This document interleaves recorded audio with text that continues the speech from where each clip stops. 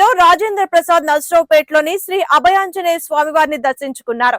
ఈ కార్యక్రమంలో మన film chamber of commerce 24 craft Telangana రాష్ట్ర అధ్యక్షులు షేక్ మాదల నాగూర్, ఉమ్మడి గుంటూరు జిల్లా అధ్యక్షులు పాదర్తి ప్రసాద్, టీడీపీ నాయకులు సాగి శ్రీనివాసరావు, జవాజీ సుబ్బయ్య, పసుమర్తి ఆదినారాయణ తదితరులు పాల్గొన్నారు.